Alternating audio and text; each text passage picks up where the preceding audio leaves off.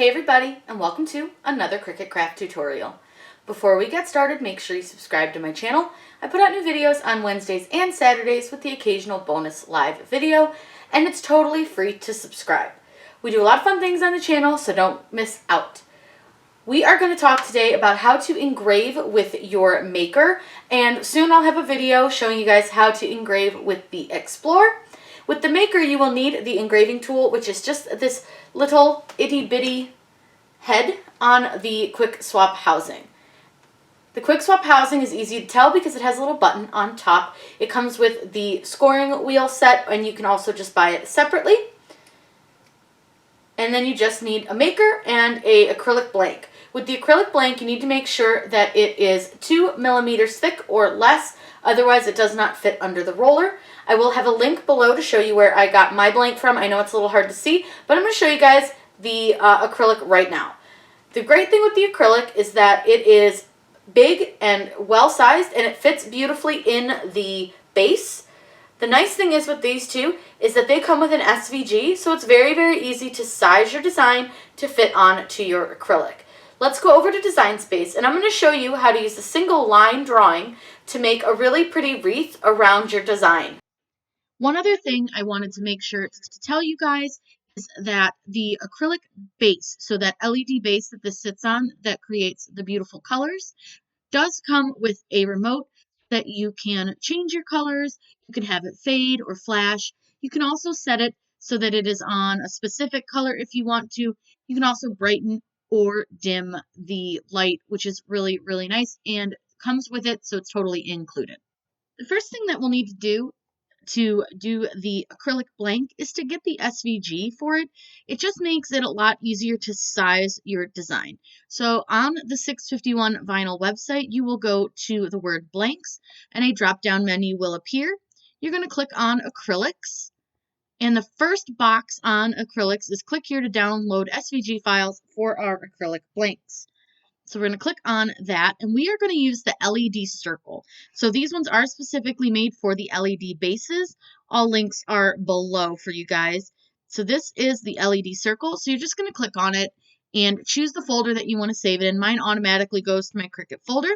So we'll go ahead and click on save, and I'm going to go ahead and just get rid of that because I find it annoying, and we don't need that anymore. So over here in Design Space, we need to upload that circle so that we know what size we're working with. So click on Upload. You're going to click Upload Image and then Browse. And remember, we knew it was called LED Circle. So what we'll do is scroll down, and mine are all organized alphabetically. So I know that it is going to be this one. And it shows as an Internet Explorer file. I have not updated my computer to show me the thumbnails of these yet, but I do have a video that shows that, and I will link that video below. But this is all we need, is just this SVG. So we'll click save, and then we're going to insert the image. And don't resize this because this is sized to the size of the circle that you are working with, so your acrylic. You can absolutely change the color, which I am going to do. I think it makes it easier for me to see what I am doing. So this is the circle that we're working with. I make it gray just again so it's easier to see. I've already uploaded the wreath that I'm going to use, and it is this one right here. So we'll insert that image. This wreath is actually a foil quill design, which is why it looks a little bit funny because they have it set to cut here. What we need to do is just change it to engrave, and you'll see that it then becomes a single line design. Foil quill designs are awesome to use for engraving because they are single line designs. I will link below where I got this. I got this from Creative Fabrica, but I will link it below so it's super easy for you guys to find. So now what we need to do is size this down so that it fits in our circle. And I always try to just sort of semi-center it just so I can get a good idea of what it looks like. So now what we're going to do is add our text. And this is up to you guys. You can put anything that you want. Mine is going to say, just a girl boss building her empire. So just a and building her are going to be in the same font. So I tend to put those just in the same text box, just hitting enter between my lines. It just makes it easier when you go to choose your font. So I'm going to go to my system fonts, and I am using a font called A Little Sunshine. And I actually think I'm going to You know what? I think I'm going to leave it like that. I was going to space the letters, but I think they're actually spaced really well.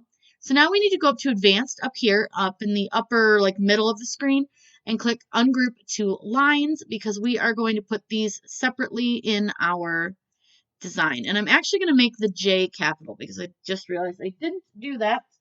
And I don't know if I did building. I think I did building. Oops, apparently I just decided to get rid of the J completely. All right, let's capitalize the J, and I think we'll go ahead and capitalize the B as well. I just think it'll look a little bit better. You don't have to. You can do it however you want or whatever your little heart desires, but that's just how I'm going to do it.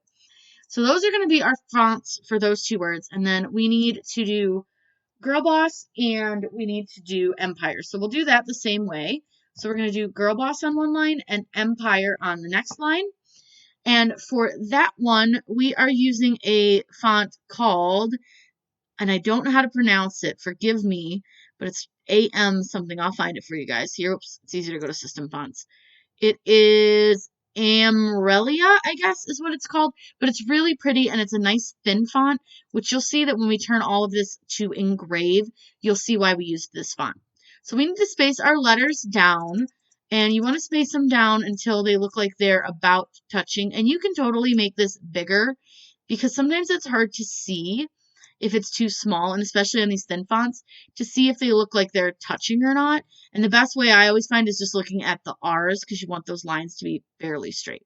Now, the EM is really far from the PIRE, and I hate that. It drives me nuts. So what I'm going to do first is ungroup to lines because I don't need to ungroup Girl Boss. And I'm going to come down here and just ungroup the word Empire because we just want to move the EM over to the P. So we'll just select both of these letters and slide them over about where you want them. I think that looks pretty good. Now we want to just select the word Empire and the Girl Boss to weld them. So we'll select Girl Boss first, and all you're going to do is click on Weld, and that just takes away any of like the lines. So when you go to actually cut or engrave this, you won't have any of those weird lines. Now, I don't want to have to move everything, so I'm going to select the word Empire over in my Layers tab by just clicking each letter and holding Control, and I'm going to go ahead and weld those as well. Now what we need to do is I'm going to change everything to engrave.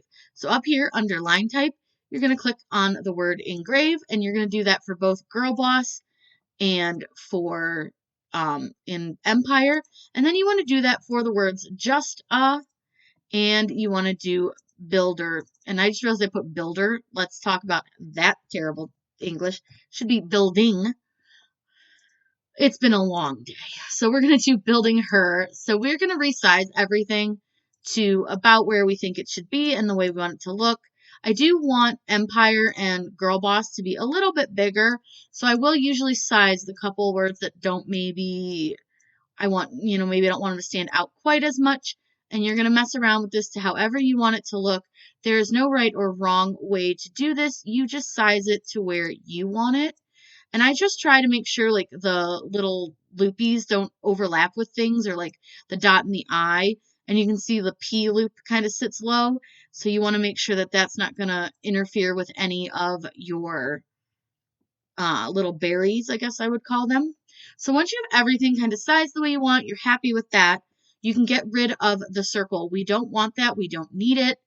And what we're going to do is select the entire design, which is the words and the wreath. And you can either do that by drawing a big square like I did, or selecting each item while holding Control. And you want to make sure to attach them. If you don't attach them, it's going to move them around on the Make It screen on your canvas, and it's going to be really, really funky, and we don't want that. So once you've attached them, you're going to click on Make It. And what I do is I will take and find just about where the center is. And it doesn't have to be exact, but it does help to sort of figure out where the center is. And then I find the grid, the 6 and the 6, and I try to get this about centered on this. This is just an easier way for me to do it. You may need to play around with it and see what works for you, but because this is a circle, I just found it a little bit easier to center it best I could on here and then match it up with the design on the mat. So we'll go ahead and I'm going to show you how to put your acrylic on the mat, and then I'm going to show you guys how to set your material. So I've lined my circle up with the center of my mat. You can see the little hash right here in the center, and that's the center of my circle. It's going to help me make sure that my design is aligned correctly on my circle. So we're going to peel off just one side of the protective film, and you want to try not to touch your design too much. You can totally wipe it off, but I would recommend being careful about touching it. Now, we're not going to have any engraving on this portion of our circle, so I'm going to go ahead and make sure to put quite a bit of tape on that part. And then what I want to do is put just a little bit at the top of the circle where nothing will engrave. And then I'm going to put just a little bit on each side. And again, you don't want to put a ton because you don't want it to accidentally engrave on it, but you do want to hold this down. And don't worry if you touch it and you get fingerprints on it, you can absolutely clean it off. You just use a little bit of like window cleaner. I would recommend using like a microfiber cloth though, and not anything abrasive. So that's something to keep in mind. Now that we've set up our mat and we have everything centered where we need it to be, we're going to click continue. And I do have mine connected Bluetooth, so it does take a second to find it. But once it does, and it should pop up here in just a second, I'm going to show you guys how to find the material that you need. So because it knows that it's engraving, it can only engrave certain materials. So you can see that it takes away all these other things that it can't engrave. So what we're going to do is click on Browse All Materials, and you can either scroll down until you find what you're looking for, which is under Other, or if you don't feel like scrolling, because sometimes the list is a little bit long, you can just type in a couple of the letters of what you're looking for, and it'll bring up what you need. Now with this one, like I said, this is the 2mm thick one, so you do want to use the thick acrylic setting. You're going to go ahead and click on Done, and it is going to remind you to make sure that you load your engraving tip. If you have a hard time telling which tip is the engraving tip, you'll see a little number on the side, and it's the number 41. This is always going to show you the number of the tool that you need. So let's show you how to load your engraving tip, and we can get this engraved. So we're ready to load our engraving tip. Now this is one of the quick swap housings, and you can tell because it has the little button on the top. Now my engraving tip's already in there, but if you needed to change it out, you just press the little button and it will release your tip, and then you put your other tip on it, and you just line up the flat sides with the flat sides, release that, and I always give it just a little tug just to make sure that it is on there. And all you're going to do is open the flap for flap B. Take out your housing that's in there now. It could be anything. This one's just the regular blade. And we're going to put this one in. Now you'll note that it has this little plastic around it. You want to make sure the plastic is on the outside and that the gear is matched up on the inside, the little gold gear. We're going to go ahead and load our mat. And again, these are acrylics that are 2mm thick. Now I will say, highly recommend moving your star wheels off to the sides. So you want to slide those out of the way. That way they're not running over your acrylic and possibly scratching it. So what we're going to do is load our acrylic, hit the load button.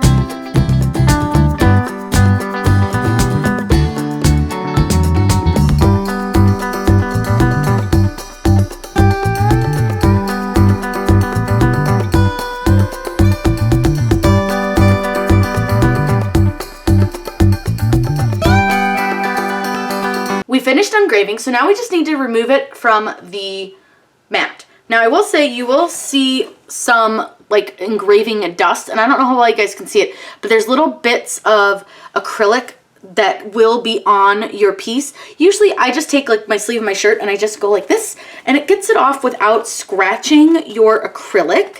So I just do that, but you could use like a little microfiber cloth or something like that, but you just want to lightly dust that off because you don't want it to scratch. So then all I'm going to do is take off my painter's tape, and you want to do this fairly carefully because again, you don't want to scratch your acrylic. Any scratches on it, any fingerprints, stuff like that is going to show, and I probably will have some fingerprints on this because I don't have any glass cleaner up here. So I'm going to try really hard not to get any on it, but we're going to have to peel off the other side still, so we may need to touch it a little bit. And then usually once I get to the end of it, like the last piece, I'll just lift this off And then I can usually get the last piece of painter's tape to at least get started and come off. But again, you want to just be careful. And the painter's tape is very important, so that's something to keep in mind. I'm going to move my mat to the side and move this painter's tape over. And then I know you really can't see it, but I promise you will be able to see this very, very soon. So I'm just going to go ahead and kind of make sure that this is clean-ish. And then I'm going to flip this over and I'm going to wipe my table off really quick, because I got to peel the back off. Now, I had such a hard time getting the plasticky stuff off. I don't have nails, so I used my pin pen. And what I did is I started down here in the lower corner where it's going to be in the base, and I just peeled it with my pin pen so that I wouldn't like scratch it anywhere that was important. So now I'm going to take it and just peel the back off, and you can see it's just a clear sheet. It is hard to see, but it is just a clear sheet. And then I'm going to flip it over here, and I'm going to put this in the base, and then I'm going to get you guys a really good view of this. And hopefully, with any luck, you'll be able to see this. Let's see. I'm going to turn the lights off. I'm going to set this up a little bit better, but this is it so far. So let's get this all set up so you guys can see it.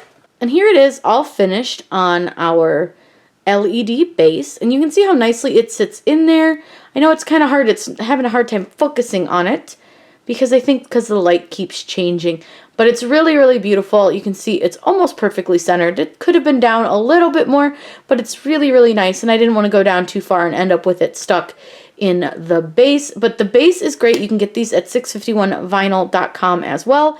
I will link everything down below for you guys. But I'm going to get you guys up a little bit closer just so you can kind of see the engraving. Again, I did not totally clean this. It will be cleaner. But yes, you can see, look at how beautiful that is. And you can see the single line here, which that is the single line design that we used. That was a foil quill design. And then these are the fonts that we used. And again, remember, if they're not a writing font, which is a single line font, they are going to make it like a bubble letter, but I really think with these LED bases, the bubble letters look really, really pretty. If you guys have any questions, please let me know in the comments down below. I am always happy to answer those for you. Make sure you subscribe to my channel. I put out new videos on Wednesdays and Saturdays with the occasional bonus live video. Don't forget, you can find the links for everything we used below. Just hit the little down arrow if you are on mobile, or if you are on your computer, it'll be towards the right-hand side right under the video. Have a great day and happy crafting.